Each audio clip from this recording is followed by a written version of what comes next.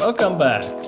After Bitcoin, it's time for us to look at the second largest cryptocurrency to see what its creators originally imagined and what they are aiming to do with it.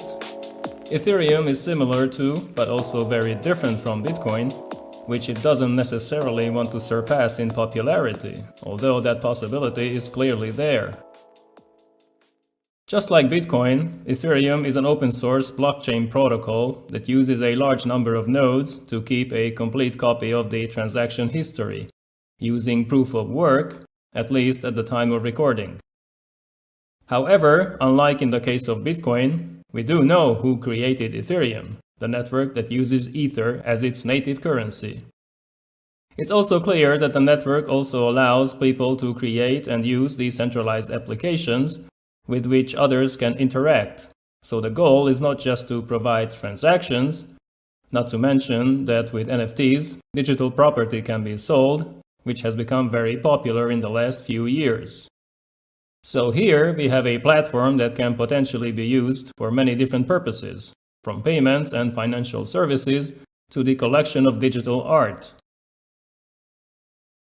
Ethereum was originally created by Vitalik Buterin, a Russian-born Canadian, who came into contact with Bitcoin back in 2011, then started writing for the Bitcoin magazine.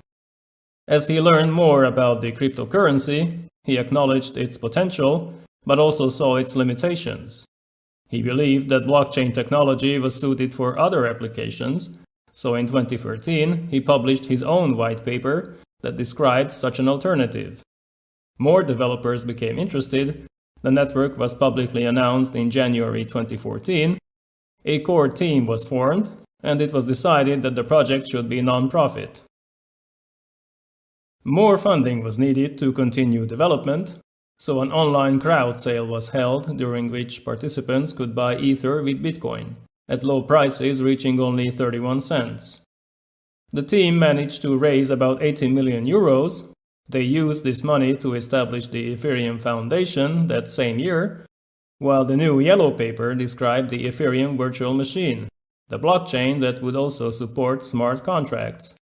Several prototypes and beta versions were released, stress testing the network to find its limits, but also hunting for bugs.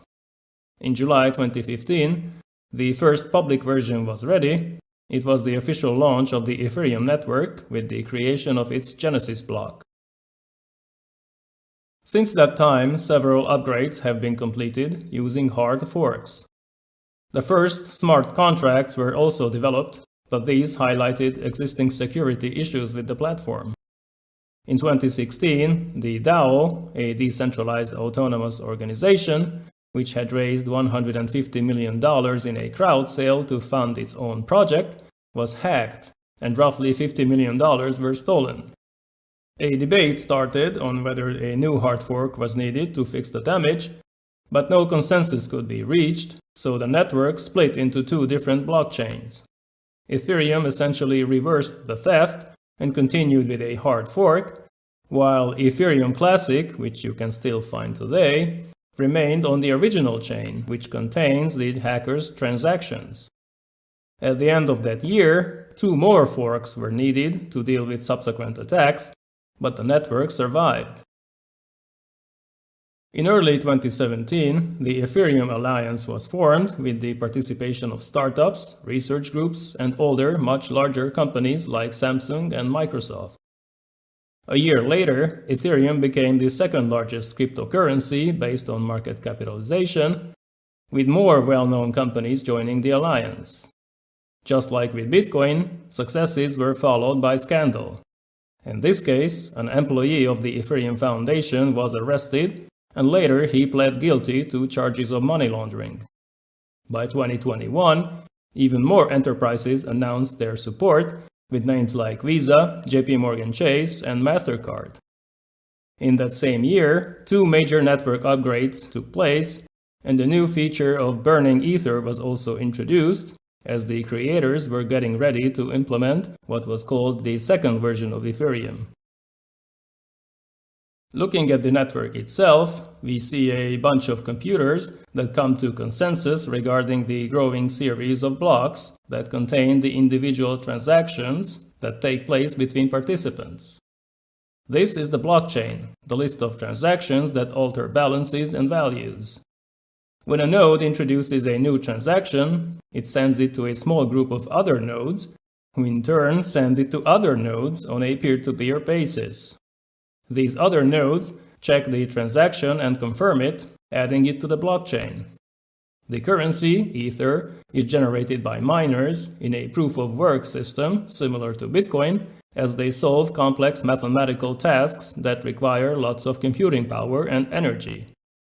Today, we see huge mining farms that employ thousands of graphics cards, but this will soon change.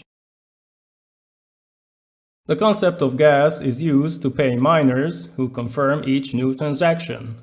It also acts as an incentive for miners to include incoming transactions in a block. It is the basis on which the transaction fee is determined, but it also mitigates transaction spam, enhancing the allocation of network resources. A difficulty bomb is built into the system, just like with Bitcoin. It would make mining exponentially more difficult, but it has been postponed several times, as the main goal here is to provide an incentive for the developers to implement future changes more quickly. Unlike Bitcoin, Ethereum does not have a supply cap, so new Ether can always be mined, resulting in inflation. It is believed that issuance will slow down in the future because the network is being prepared for an important change. Proof of work will be replaced with a proof of stake system, which means that mining will be phased out, all mining activities will stop, as difficult mathematical equations will no longer be necessary to generate more currency. Instead, willing participants will have to offer, or separate, or stake some Ether when they process new transactions to create new blocks. To become a validator, you have to stake a certain number of Ether that you already have. Then you can validate transactions and earn more currency in the process. This method requires much less energy and is the next major milestone for Ethereum. According to its developers and supporters, Ethereum can be used for many different purposes. Quick and easy payments are just one of them, even though the network is much faster than Bitcoin, as new blocks are validated every 12 seconds instead of 10 minutes. Apart from that, we can use the platform for smart contracts that run when predetermined conditions are met, but the area of decentralized finance, with exchanges, wallets, and trading applications, and that of NFTs, or non-fungible tokens, is also becoming more popular. The latter allows the creation of unique tokens that can represent collectibles, digital art, memorabilia, or virtual real estate. Of course, like with Bitcoin, security will always be a major concern. Also, the speed of the network is less than optimal. Today, it processes roughly 1.2 million transactions per day, while Visa can handle up to 45,000 transactions every second.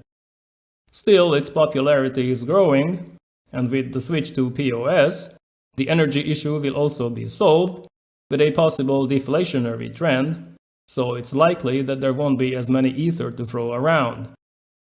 We shouldn't forget that many people buy Ether expecting that the price will continue to go higher, but as with all other cryptos, we have to keep in mind that there could be significant drawdowns as well.